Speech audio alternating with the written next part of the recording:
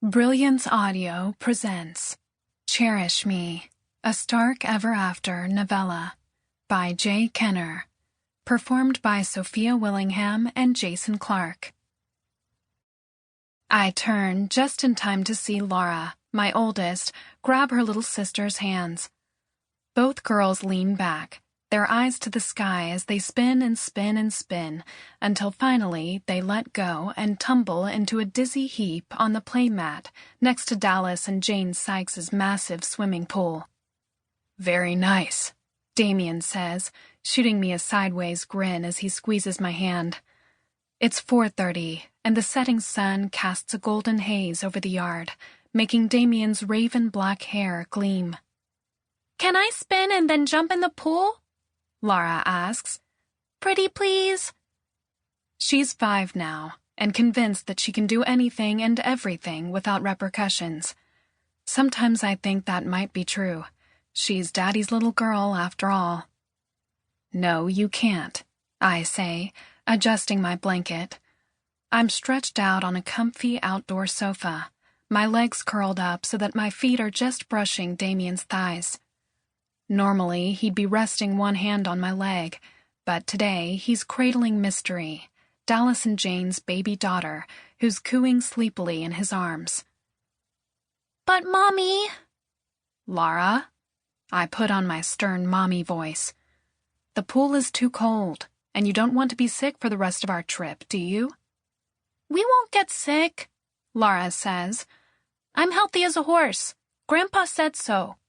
I stifle a laugh, remembering the last time my father had hoisted Laura to his shoulders and said that exact thing. "Please," Anne chimes in. At 3, she's happily following her sister's lead. "Daddy, we want to swim dizzy." "Swim dizzy?" Jane asks as she returns to the pool deck with a tray of drinks. Her long brown hair is pulled back into a messy ponytail, but a few strands curl around her face. "We've got regular cider for the kids and wine or bourbon for the grown-ups. Dallas will be out in a few with some snacks. Until then, I'm dying to know what your kids are talking about." She sets the tray down on the table in front of the sofa, meets my eyes, and passes me a wine glass sitting atop a napkin.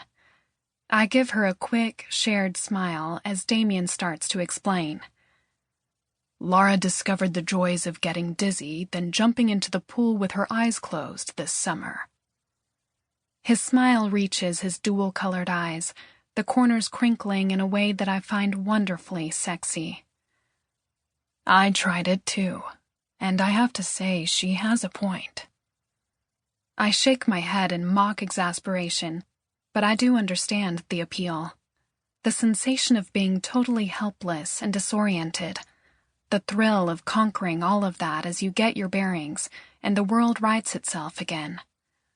I'd been nervous when Laura first discovered this new game, but the kid is part fish. More than that, she follows the rules we've set for our pool back in Malibu. Only 1 dizzy swim per outing, and never, ever in the pool without an adult. Not that they could get through the child protective locks that guard the now fenced pool area, or for that matter, the various alarms, cameras, and other security alert systems that Damien has installed, some of which are newly patented designs conceived by Damien post-fatherhood, and now being produced and marketed under the Stark Applied Technology umbrella. Whatever it takes to keep our girls safe. "I'll have to try that," Jane says, sliding into one of the chairs opposite me and Damien. "I didn't even think about heating the pool for the girls. Today would have been a great day for it." We've come to New York for the Christmas holidays, and although we're moving on to the city tomorrow, we're spending tonight here with our friends at their incredible Southampton mansion on the street known by the media as Billionaires Row. This particular home is often described as the icing on the Meadow Lane cake. Once, it had been notorious as the home of the King of Fuck, the billionaire playboy. But Dallas Sykes, who had encouraged that nickname for reasons of his own, is a man who'd lived a hidden life. A serious man behind the disguise of a lazy heir content to plow through a seemingly never-ending supply of dollars.